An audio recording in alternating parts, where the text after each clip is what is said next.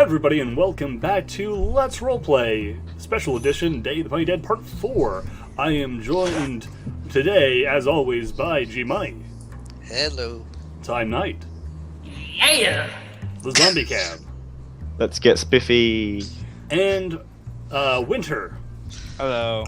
Though we are, unfortunately, getting close to the end of the time and will need his services for the time being, as we are getting closer, though not quite yet at the point where most of the remaining randos eventually filtered away, leaving only Time Knight, G-Money, Duhad, and Zach Marcos to continue the legacy of this story into the 21st century. Didn't say my name. Oh, and Zombie Camp, sorry. I thought it was No, he Zombie didn't. Camp. My I'm bad pretty guy. I No, thought he it said did. Cameron directly instead, but Or No, maybe well- I didn't hear it. Time Knight, Zombie Cam, G-Money, Duhad, Zombie Cam. Zach Marcus. Zach Marcus. Okay, there you go. Perfect. We said all of them. Zombie camp. Twice. Because I'm more important. Zombie Let's Cam go. repeated again and again. Just hammer home zombie camp. Okay. In the forest near the cabin, Cameron heard sudden shouting, but he was more concerned about his capture's reaction than who was actually shouting. No, He pulled out a flashlight and scanned the forest for the source of the voice gun at the ready. Cameron tried to shift into a position to crawl away, but felt his binds fall loose before he needed to. Camera started the person who cut Cameron's restraints before being cut off by gunfire from his kidnapper, who was firing randomly into the forest. In one of the brief moments of illumination, Cameron noticed someone in the forest behind his kidnapper, someone who was notching an arrow in his bow before firing through the kidnapper's arm, causing him to drop the gun. Cameron's mouth was still sealed shut with electrical tape, so he couldn't tell his savior what he saw, but decided to give him a kind nod to signify he was okay. Then Cameron remembered his bag. I need my bag, Cameron thought. He knew 4 important facts at this point in time. 1. His kidnapper was next to his bag. 2. He needed his bag. 3. He had an entire group on his side fighting the kidnapper. 4. He owed Octavia big time for convincing this many people to help find him. Transition. Octavia's binds consisted of nothing more than sticky tape, and fell off after a few weak wiggles of her hooves. What did these people plan to do with her? Eat her? Rape her? She shuddered, thought of both. She hid the fact that her binds were loose by holding them behind her until no one was looking. She started silently walking back in the direction of the cabin for a few meters before starting to run. Suddenly, she heard loud bangs from a gun. There won't be enough time to get to the others. She changed direction, heading towards the gunshots, praying that no one had been shot. The forest near the cabin. Oh, G-Money. G-Money. The forest near the cabin. Oh, shiitake mushrooms, Dr. G exclaimed as shots rang out in the clearing. He nodded to Travis, who finished cutting the tape on Cameron's mouth. We've got to help Mac, Dr. G said to Travis and the now freed Cameron. Dr. G looked towards the clearing and saw the kidnapper on the ground. Mac must have shot him, Dr. G thought. As an arrow narrowly misses Dr. G's thigh. He missed the first one. Dr. G jumps up. Stay low. Looks like we have company. Dr. G says as he sees Cameron sprint forward towards the downed kidnapper. No, don't be stupid. We'll get wasted out here. Dr. G's warning fell on deaf ears. Changing plans, Travis. Let's head towards Mac and our new reckless friend. Looks like we're gonna have to shoot our way out. Dr. G said, cocking his gun. Things were about to get really serious. Mac, come in, Mac. What's your status? Dr. G called into the radio. Travis and Dr. G ran forward, as another arrow narrowly misses Cameron, landing just to the left of him. Cameron looked back before shouting, Tell him to stop shooting, I need my bag. What are you talking about? Dr. G asked. Suddenly it occurred to him. This situation was about to get much, much worse. Duck and roll, Cameron! Dr. G shouted, scanning for any signs of Mac or the other source of the arrows. Duhad. The woods near the cabin. Max swore as the first arrow shot past him and struck the kidnapper. He dove to the ground as he spun around, barely missing a second arrow that hurtled overhead. From the cover of a large rock, at least 2 men had begun shooting arrows in the direction of the negotiations, and based on their camouflage coverings, it was not hard to guess why. Throwing sound controlled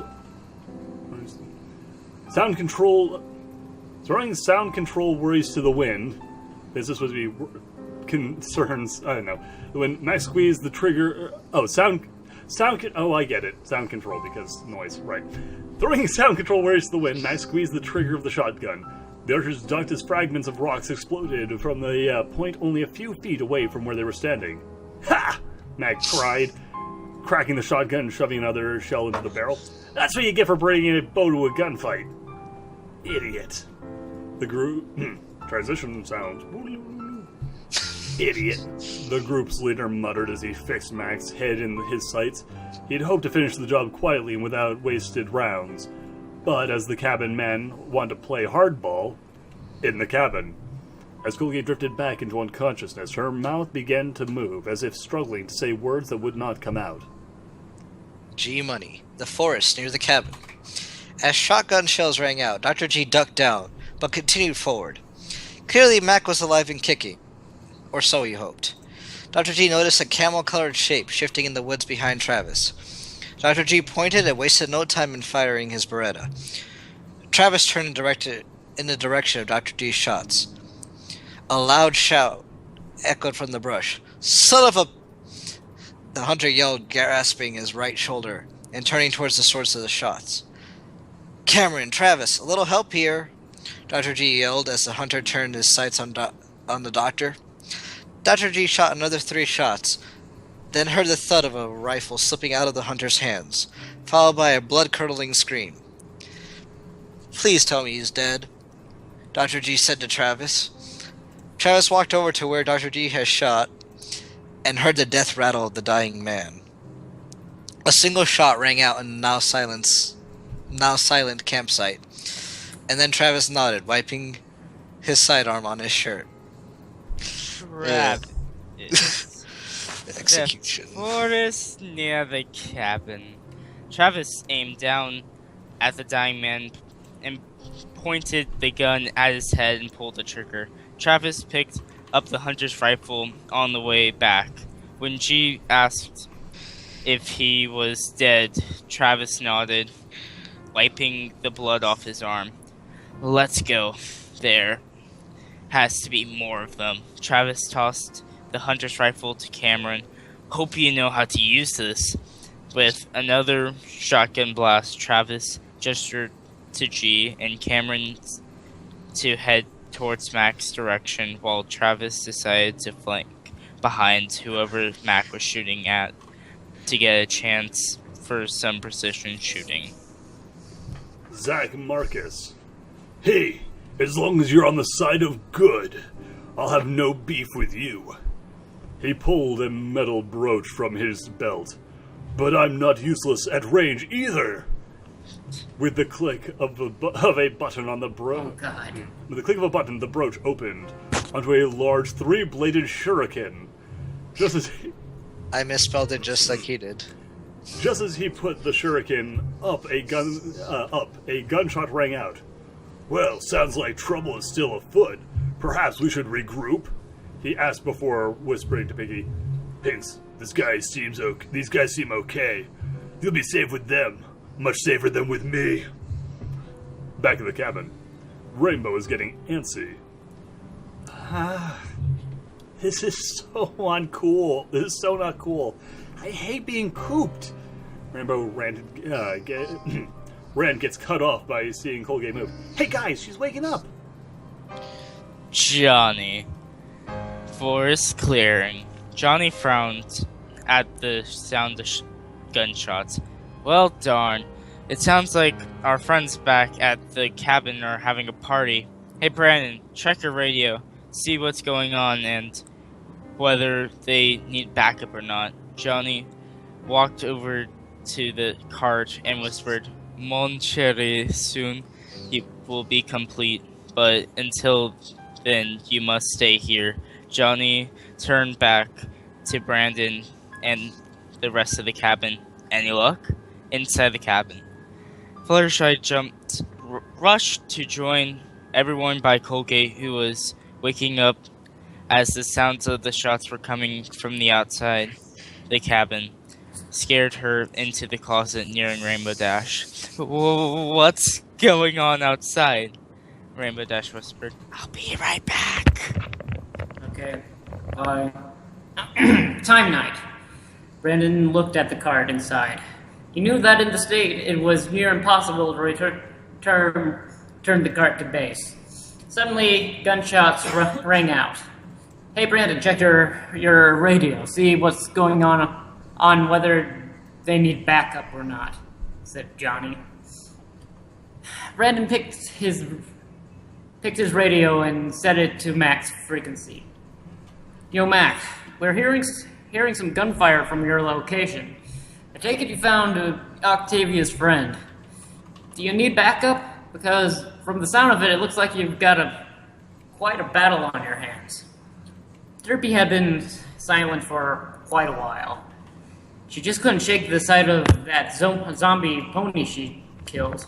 It seemed only days ago that she had the pony's mail, but now she was a decomposing flesh eater. Thought made her stomach churn.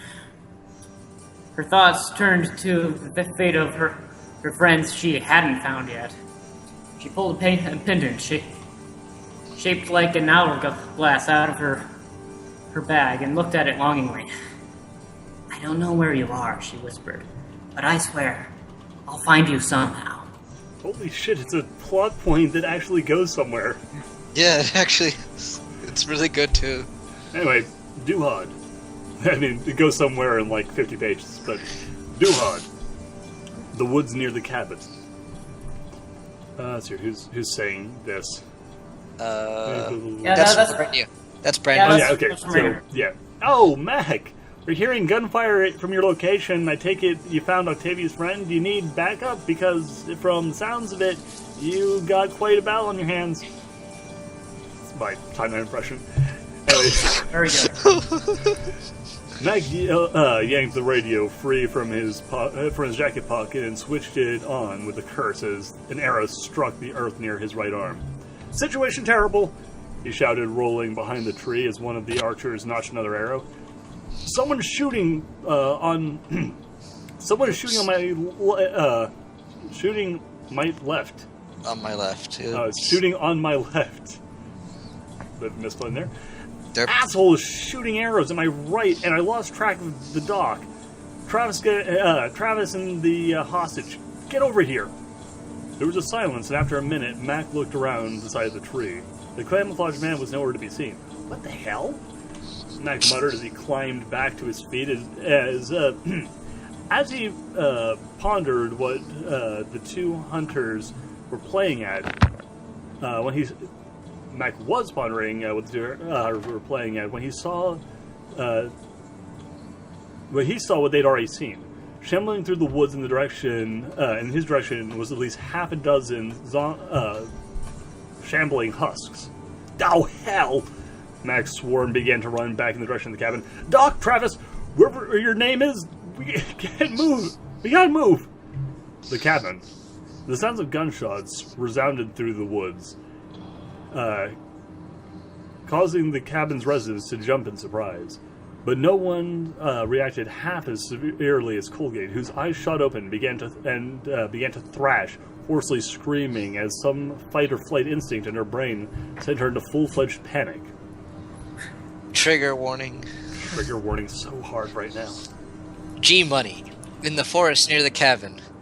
Dr. G and Cameron ran forward towards Mac, guns ready, while Travis circled around the back behind the archers. Dr. G could see the archers looking around in confusion for their leader.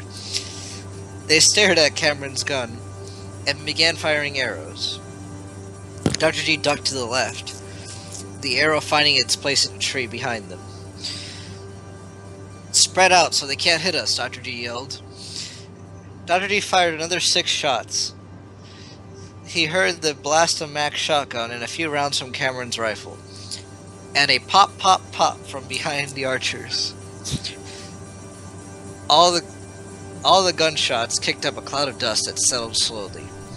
The radio went off, and Brandon's voice asking if they needed backup. Dr. G looked up as the dust settled in the silence of the campsite. The two archers lay peppered with bullets. Dr. G picked up his radio. I don't think we have to worry about the hunters in camo anymore, he said, the radio cracking loud. Nice work, guys. I think we got them all, Dr. G said, looking around at the now destroyed campsite, and then he saw the horde of shambling corpses. Let's move, everyone! Run back like your lives depend on it! Travis. In the forest near the cabin, the dust cleared, and there lay two corpses of the hunter. Travis headed towards their bodies in hope to loot them, but he heard G yelling, "Let's move, everyone! Run back like your life depends on it!" That's when Travis noticed the horde. Travis took aim at the nearest walkers near G and Cam and took pot shots. If you haven't already left, then now would be a good time, Travis yelled. He ran to the nearest hunter, grabbed what he could off the corpse, which was a bow and a quiver with about 9 arrows, a backpack, a bloody camo poncho, before making his way back to the path towards the cabin with the group. He radioed in, "Guys, we have walkers near the cabin." Zach Marcus, at the cabin. D stared at his radio. Well, sounds like we should be hurrying along. Piggy, hold tight, he said, picking her up and putting her on his back. I don't that will do us any good if we're dead. I may be good, but I can't stop a large horde. So we'd best regroup for now. At the cabin. Ah, jeez. RD looked around frantically, looking for some way to calm the crazy mare. Shy, I could use some help here. Johnny, again. Forest clearing near the cart. Johnny listened intensely at the battle going on through the radio, each gunshot ringing through the forest like a distant strike of lightning. Each post through the radio bringing a different mix of emotions. I don't think we have to worry about the hunters in camo anymore. Guys, we got walkers near the cabin. The radio went silent for a bit. After that, Brandon turned to Derpy, who seemed sad and at the pony she just killed. Johnny decided, again staring at them, about the two flying ones. He just had to deal with it. Well, I think we need to head back to the cabin. I'm sure Apple wants to go back as well. And if we don't hurry, we can't catch up to D. Johnny turned ready to run back. If you're coming, Brandon, then let's go. Johnny and Apple ran to catch up with D and Pinky. The zombie cabin. Cameron was confused, to say the least. These people handed him a gun, then told him to shoot their own people. Were the camo ones trying to take these guys out of the picture? But now that they were gone, he could get his bag. The night had set in, and he could barely see his hand in front of his face. But now he could focus on finding the bag. He'd barely started looking when he heard, "Let's move out. Let's move, everyone. Run back like your life depends on it." Cameron wondered. Oh God, I'm not doing very well talking. Cameron wondered what he was talking about. Cameron wondered what he was talking about. Then he saw it, an entire horde shuffling towards them. "I'll come back for my bag when they pass. While we wait, we should climb a tree to get away," Cameron said, but then his chest began to tighten. He knew what this meant. Change of plans. he said through rough grasps. He fell on his hands and knees, feeling around for his bag. Half of him wanted to run away to safety from the horde, but he knew he'd die if he didn't get his bag. "Get out of there!" called one of the people when Cameron dropped to his hands and knees. He was about to respond when his hand brushed something. He grabbed it and yanked it up. His bag! A large grin crossed his face as he put it on his back. Thank God, he thought. He stood up and saw the horde mere meters away. Quickly, he turned to the direction he last heard the voice come from, when suddenly he was yanked away by someone who started dragging him towards where the others were. "Hurry!" said the person dragging him. Cameron clutched his chest and tried to suck in as much air as he could, while trying to keep up with the others. G Money. In force on the way to the cabin. Dr. G ran behind Mac and a breathless Cameron. He didn't look so good, gasping for air. The cabin was only a few more meters away. He turned back to see Travis bringing up the rear, and further back what looked like a gray mare. Not really have much time to ponder this, Dr. G charged forward, keeping his sights on the breathless man being led by Mac. In the cabin. Rarity jumped at the gunshots that rang through the cabin. Then as Colgate woke up thrashing about, while Rainbow called for Fluttershy, who was still in the closet. "Shy, I could use some help here." Rarity jumped into action. Yeah, she's the one in the closet. Yeah. The irony. There was too much going on near Colgate's couch. "Be still!" Joke for the day. Rarity yelled in a voice loud enough to rival Luna's Royal Canterlot voice.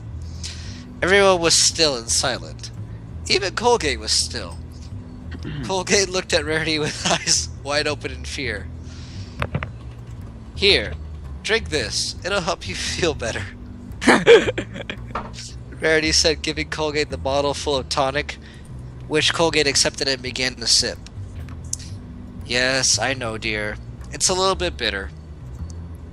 But it will help," Rarity said, noting Colgate's look of disgust. Colgate took another sip reluctantly. Rarity hoped Dr. G and the others would be back soon. Zach Marcus, at the cabin. RD rubs her hooves on her ears. "Nice going, Rarity," she said louder than needed because her ears are ringing. "But where did you learn to do that?" On the path between the cart and cabin, D runs the path with Pinky on his back, Derpy and the others behind him, as two zombies stumble out of the woods in front of them. A human and a unicorn stallion, no less. In the 3 seconds it took to close the distance between him and the zombies, he formed a plan and executes. He decapitates the unicorn first and kicks its head at the human. As luck would have it, the horn drives in the eye socket, dropping it there. Looks like the rest of the plan is irrelevant, he thought as he lands and begins running again. Time night. We're on the way," said Brandon into the radio. He hung up the radio. Okay, gang, let's roll out." Brandon turned to Derpy and shouted to the others. "Guys, go on ahead. I'll catch up." Derpy was still looking at her pendant when Brandon knelt down beside her and put a hand on her shoulder. "Hey, what you got there?" he asked, looking at the pendant. It's nothing," she said, blushing. Just something a friend gave me." The pieces were starting to fit together, though, as he thought. Began Brandon. "No," she interrupted. It wasn't from one of the zombies. I don't know where he is. He disappeared a long before our worlds merged. The only clue I have is this letter I found on my doorstep the day he disappeared." Derpy produced a dark blue envelope from her bag. Inside was written a letter written in gold ink. It read, "Oh, hold on.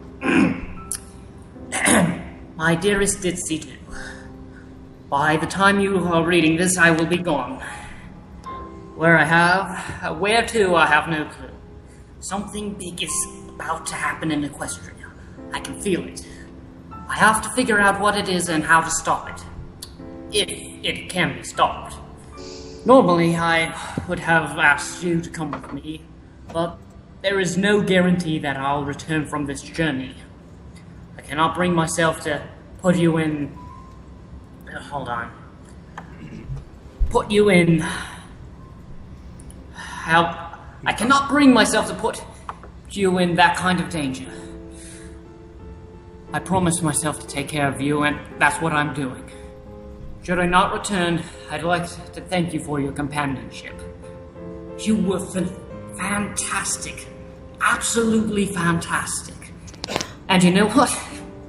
So was I. Have a fantastic life. Doctor. Time Turner.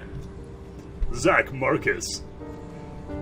Guys, go on ahead. I'll catch up. Dee skids to a halt and looks back at Brandon. Upon seeing him trying to comfort Derby, he smiles and turns back to the road, continues as much slower pace. Don't want to get too far apart, he thought, the smile not leaving his face. G-Money. In the cabin. Oh, my dear Rainbow, I just amplified my own voice with my magic. But perhaps I overdid it, Verity said, laughing a nervous laugh. Colgate sipped her tonic as Fluttershy, who had found the courage now that the gunshots had stopped, tried to keep her comfortable. Do you have a name, dear? Rarity inquired of the mare on the couch. That was a problem. I made a mistake there, but oh well. On the run, a few meters from the cabin. We're on our way, Brandon said through the radio. Let's regroup at the cabin. We're on our way now. Dr. G yelled into the radio. Dr. G kept looking at Cameron, wheezing. At Cameron. His wheezing at least kept Dr. G's hopes up. But the docs still ran to catch up. Cameron, just nod or point. Don't speak.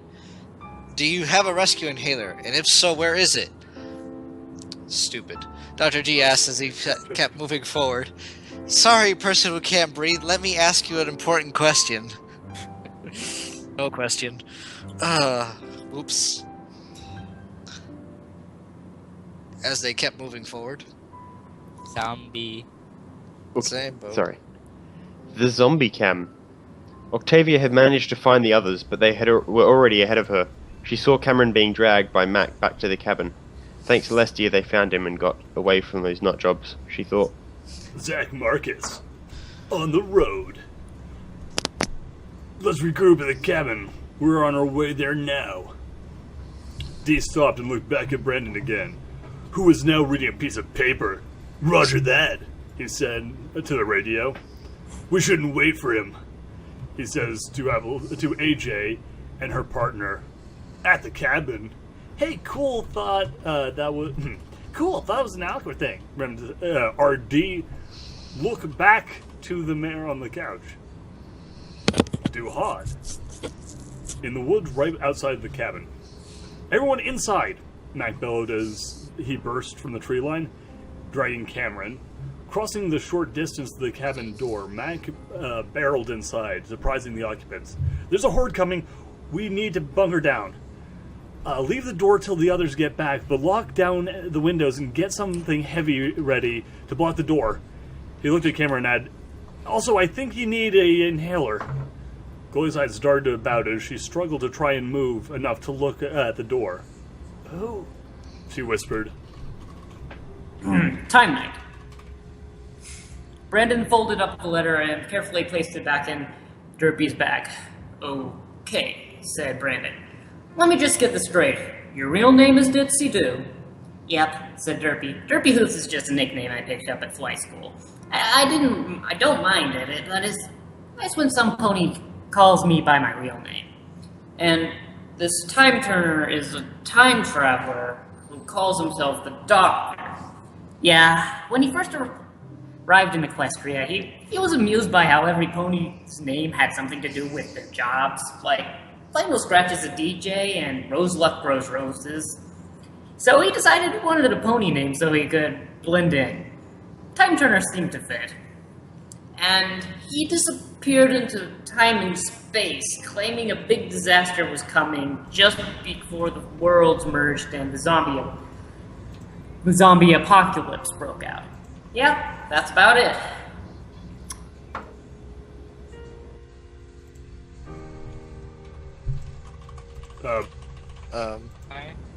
Yeah? It's cut off. For me, at Hello? least. Yeah, Tana, you were at the line I wouldn't worry about. Oh, I'm not you there. Oh. am I still here? You're still here. Yeah, You're it's still here. Keep going. I wouldn't worry about Time Turner, Brandon said consolingly. He seems like he can handle himself. Everyone inside, Max. Shout pierced through the forest. We better hurry back to the cabin before they lock us out, said Brandon as the pair ran back towards the direction of the cabin. Zach Marcus. We all get to do an interpretation of Duhad Yeah. or each other at some point. He sees Brandon and Derpy begin moving towards the group. Okay, let's get moving. G Money, just inside the cabin. Dr. G came in right behind Mac and was followed by Travis, and a few moments later by Octavia. Later, Octavia also burst through the door. There's a horde coming, so we need to bunker down. Leave the door till the others get back. But lock down the windows and get something heavy ready to block the door. Mac You got a pretty good impression of my cough. Jesus. Mac declared, followed by, also, I think he needs an inhaler. As he gestured to Mac. He gestured to Cameron. Clearly. You're getting it. You're getting it. Dr. G took his opportunity to step up. Cameron was clearly having a medical emergency. Here, Cameron, sit down, Dr. G said, pulling a chair. Deep breaths, Dr. G said, taking off Cameron's backpack. He opened the outer pocket, since that seemed the most logical place to put an inhaler. He rummaged through and produced a small teal inhaler. Dr. G handed it to Cameron. Remember, puff, breathe in, hold in, let it go. Dr. G said, gently offering the inhaler to the wheezing Cameron. Who? Colgate whispered. Verity sighed. Poor Colgate must be confused, waking up in a strange land with strangers all around her. Verity remembered Colgate from Ponyville. She was rather quiet. Well, the one screaming about zombies is Mac.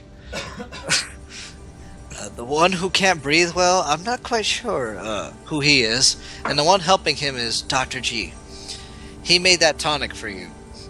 And gave you the fluids for your dehydration. Rarity said, pointing out the people as she explained who they were. Duhad, in the cabin. Obviously.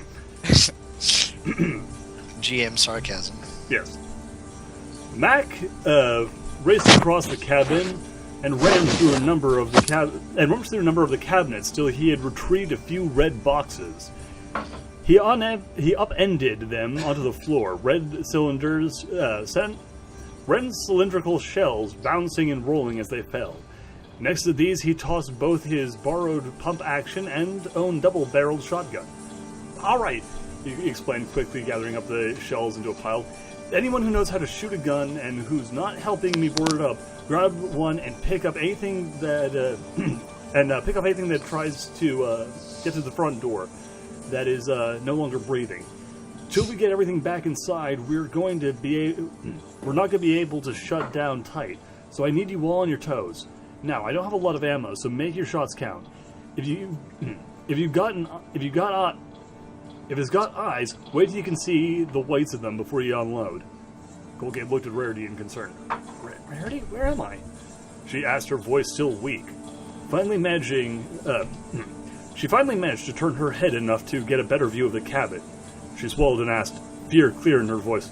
Are we free? Travis, inside the cabin. Travis dropped the bow and arrows near the shotguns and went to help board up windows, keeping an eye on the door. Travis grabbed boards and nails and he found near one of the bedrooms and started hammering them down with the butt of his gun. Transition. Near the cabin, Applejack was in view of the cabin with Pinkie Pie, Dee, Johnny, beside her, and Derpy and Brandon not too far behind. She was just about to make a beeline to the door when the zombies started coming out of the forest towards the cabin. What do we do? What do we do? I can't really get the accent. What do we do? They'll get into the cabin if we don't do something, she said, looking up at everyone who seemed to have a different expression on their face. Johnny did. I always want to say Johnny Date now. God damn it. Johnny. That's his last name now. Yes. I'm Johnny. gonna put that in the YouTube comment when he comments. Be like, your new last name is Date. Yes. Near the cabin. Johnny frowned. We have to get them away from the cabin. I got it. Johnny smiled and started rummaging through his backpack, produced a lighter and packs upon packs of firecrackers, and said to everyone, "When you get the chance, get in the cabin and find out what's going on." With that, Johnny started lighting and throwing firecrackers, each pack getting another one attentions and started leading them away from the cabin towards the trail to the car. Johnny thought to himself, when I lure them far enough away, I can escape through the trees around to the cabin. Zach Marcus, outside. Dee smiled at Johnny. "You've got guts. I like that. I'll keep everyone here safe. You watch yours," he said as he drew his swords and dagger, prepared to end any undead who got too close to the group. Inside. "I'm no earthbait, but I'd give it a shot," RD said, picking up a hammer. G Money, inside the cabin. Dr. G picked up the pump action shotgun and loaded it, putting several casings into his pocket. For a vet turned medic, he sure often ended up with a gun and shooting things. Kind of ironic if you thought about it. He kept his eye on Cameron, who seemed to be more stable. Still, he'd wait till he caught his breath at least. "You got it, Mac. Hurry before they come." Meanwhile, Rarity turned her attention to Colgate. "Whatever do you mean, dear? Are we free?" "Well, in the sense of the word, yes. We're not being held here against our will. But in the grand scheme of the fight with the undead, no, we're still trapped. With some humans who for some reason want to protect us and help us survive this whole ordeal. Look, there's Rainbow Dash, Fluttershy, Twilight, and Applejack should be back soon with Derpy." Colgate looked at Rarity suspiciously. "I see you have your doubts. Let me get you some water, and I'll tell you the story of how I met Dr. G and why I trust him," Rarity said, getting Colgate a glass of water. Dr. G really wanted to help Rarity tell the story, but right now he was needed by Cameron. And besides, the story from Rarity's side might be worth hearing. And